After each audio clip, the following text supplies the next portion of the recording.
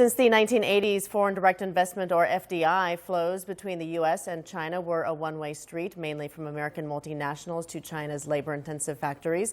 But the situation has been changed in the recent few years. More and more Chinese firms showed their appetite in the U.S. markets. Let's take a War and commemorative activities will be held, which will catch wide social attention. Today, we have with us Vice Minister Wang Shiming of the Publicity Department of the CPC Central Committee and Rear Admiral Qu Rui, Vice Director of the Office for the Leading Group of the Military Parade and the PLA Operations Department of the General Staff, to brief you on the general arrangements. Now, a few remarks by Mr. Wang Shiming. Friends from the media, good morning. Welcome. It is my pleasure to have this opportunity to brief you on the commemorative activities marking the 70th anniversary of the People's War of Resistance against the Japanese aggression and the World Anti-Fascist War. To solemnly commemorate the 70th anniversary of the Chinese People's War of Resistance against the Japanese aggression and the World Anti-Fascist War, this March, the CPC Central Committee and the State Council issued a special notice on holding commemorative activities and other relevant activities marking the 70th anniversary of the Chinese People's War of Resistance against the Japanese aggression and the victory of the World Anti-Fascist War, setting out the theme, that is, to remember history, to remember the martyrs of the war, to cherish peace, and to embark on a brighter future. And it has also laid general arrangements for the commemorative activities. Now, I would like to give you a brief introduction. First,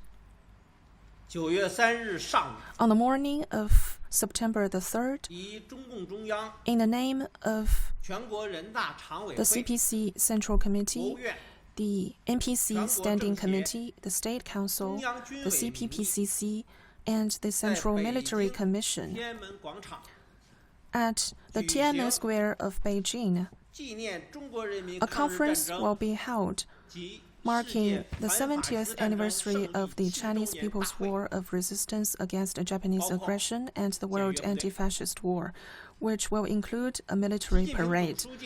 General Secretary Xi Jinping will attend this event and make important remarks. Also on the same day, a reception and a gala will be held in Beijing. A major component of the commemorative activities is, in the name of the CPC Central Committee, the State Council, and the Central Military Commission, all the living veterans in the war, the old comrades, commanders in the war, or family of the deceased will be awarded badges in commemoration of this 70th anniversary.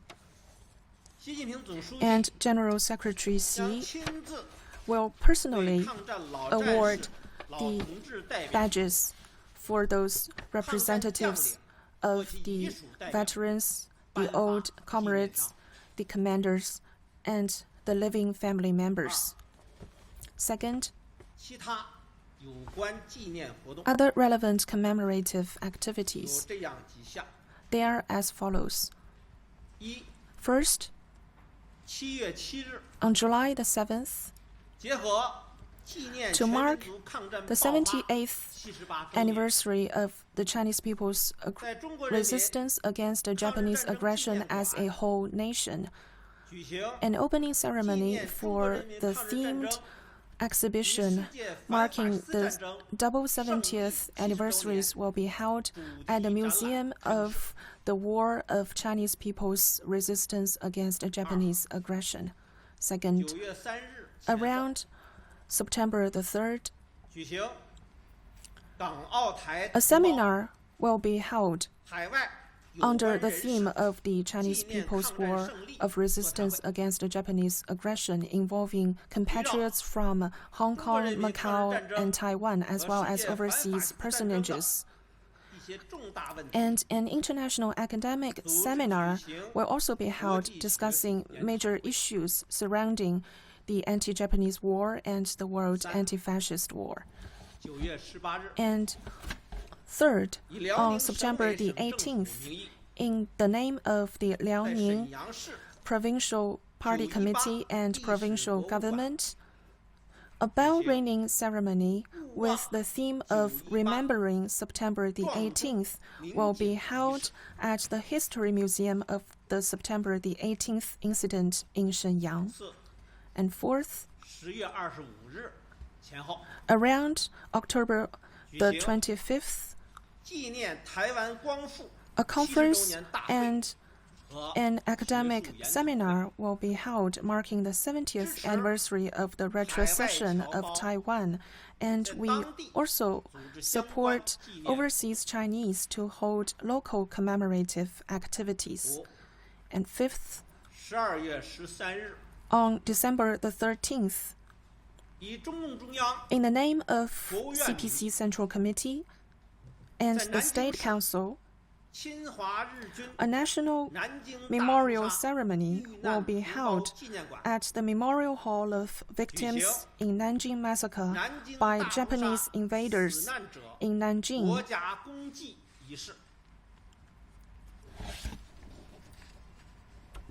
And sixth,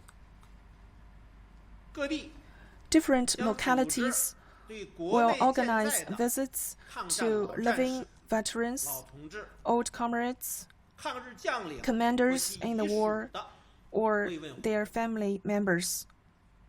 The State Council will release the second list of state-level anti-Japanese war sites and commemorative facilities. The Ministry of Civil Affairs will issue the second list of famous martyrs and group of heroes. Seventh,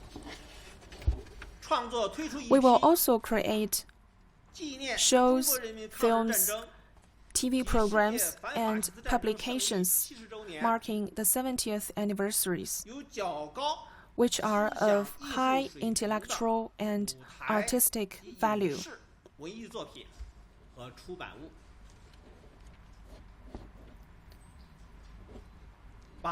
Eighth, the People's Bank of China will issue a set of commemorative coins marking the double 70th anniversaries. And the State Post Bureau will also issue a set of commemorative stamps marking the 70th anniversaries. Different localities will concurrently hold a variety of publicity events based on their respective anti-aggression history to commemorate the double 70th anniversaries.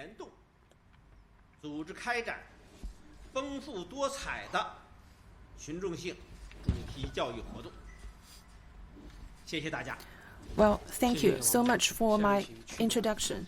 Thank you, Vice Minister Wang. Now, a few remarks by Vice Minister Chu. Friends from the media, good morning. At the outset, I would like to express my sincere appreciation and extend our best wishes to all the friends present today and to people from all sectors who have paid their attention to and support the military work. The military parade to be held on September the 3rd this year will be a major component of the commemorative activities marking the double 70th anniversaries. and we plan to hold the military parade in the area of the Tiananmen Square. To hold military parades in major commemorative activities is a general practice by many countries in the world. Since the founding of the new China in 1949, we have successfully held 14 military parades marking the National Day at the capital.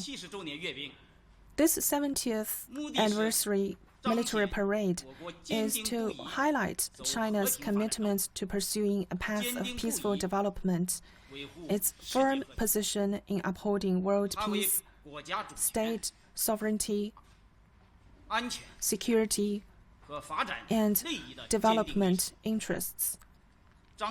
It is to underscore the Chinese nation's great sacrifice and major historic contribution in the World Anti-Fascist War. And it is to demonstrate that the Chinese Army's new achievements in building a strong and modern army and the fine image as a powerful and high-caliber army. This way, we can mobilize and encourage all the party members, all the army men, and people of all ethnic groups to dedicate themselves to the great rejuvenation of the Chinese nation. I know that the journalists are following this event closely. Now, I would like to give you a brief introduction about the preparation of this military parade. Participants of this parade include the living veterans of the anti-Japanese war, models who provided service at the front line during the war, and representatives of the children of the martyrs, which is to show our respect for and pay tribute to those veterans and models. The troops to be reviewed are selected from the 7 military regions, the Navy, the Air Force, the 2nd Artillery Corps, the People's Armed Police, and the 4 general headquarters of the PLA.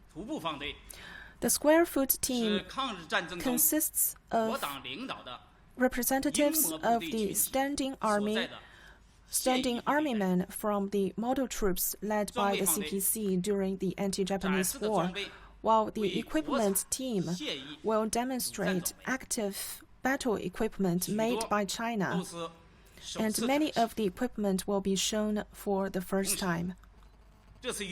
At the same time, we will also invite relevant countries to send their troops or teams to participate. There are several features for this military parade. First, it is the first ever military parade themed as to commemorate the victory of the anti-Japanese war and the World Anti-Fascist War.